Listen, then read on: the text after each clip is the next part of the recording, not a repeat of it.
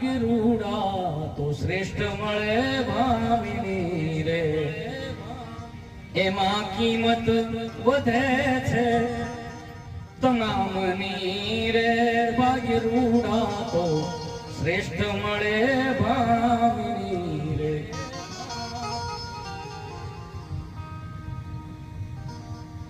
હું તો ઈશ્વર મારા મા બાપ છે એટલે ચાલો મને એક હાથ કર્યો, હું આવી જાઉં, બધી જ વસ્તુ સાચી, પણ મારી પત્નીએ જો મને સાથ ના આપ્યો હોત તો આજે જે કંઈ કરવાનું છે એ મારી ધર્મપત્ની કરે છે. હું તો શું કરીશ, બજારમાંથી કોઈ વસ્તુ લાવી દઈશ અથવા તો બે હાથે ટેકો આપીશ કે ચાલો હું આ કરી શકું, પણ બાકીની તમામ જે સાચવવા માટેની જે આખી ગતિવિધિ છે એ સ્ત્રી કરે છે, ને જેની સ્ત્રી મજબૂત છે આ સંસારમાં એને દુનિયામાં કોઈ નથી હરાવી શકતું. મને ગર્વ છે, હું ભાગ્યશાળી છું કે મને આવી પત્ની મળી છે.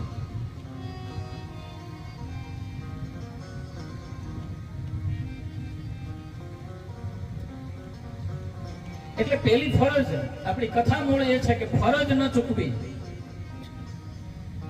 વૃદ્ધ માણસ છે, બાળપણમાં જે બાળક કાલું ખેલું બોલતા ઘણી વખત માતા પિતાને ગાળો પણ આપી દેતું હોય તો પણ આપણે એને પ્યાર કરીએ છીએ, એમ ગઢપણમાં મા બાપ છે એ ગાળો કદાચ આપી દે પણ તોય એને પ્યાર કરો ને તો એ તમારે ઘીની નાળ્યું, આપણે નથી કહેતા મા બાપની ગાયો ને ઘીની નાળ્યું.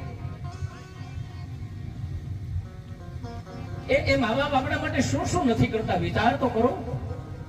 અને એનો આખરી સમય આવે ને એક દવા લેવા જવાની હોય ને તોય આપણે એક મેણા ટોણા મારીએ છીએ. અમારે ધંધે જવું હોય તો તમારી દવા સાંભળે એટલે ભાઈ આ ગૌઢા થયા હવે એને નો યાદ રે.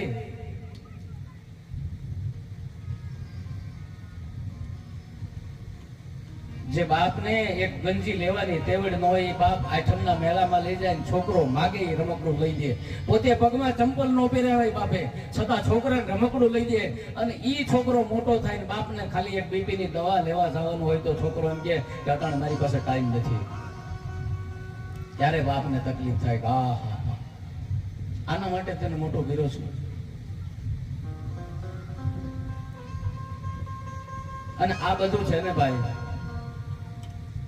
બહુ પૈસા ભેગા થાય ને એને ત્યાં મા બાપ નથી હચવાતા, બાકી જેને ત્યાં પૈસા નથી ને એના મા બાપ તો હચવાય જ છે. બે જણા નોકરી કરવા જાય એના જ મા બાપ નથી હચવાતા, બહુ પૈસા થાય અને વિદેશમાં વહી જાય એટલે મા બાપ નથી હચવાતા, બાકી બધું હંચવાય છે, બધું થાય છે. અને ગામડામાં હજી આ પરંપરા ચાલુ છે. મને કમને પણ હજી ગામડામાં મા બાપ હચવાય છે એટલે બીજે ક્યાંય હચવાતા નથી. જેટલા પૈસા વાળા થયા, જેટલા મોટા મહેલ બનાવ્યા ને એટલા મા બાપના માટે એ મહેલ નથી, એ જેલ છે.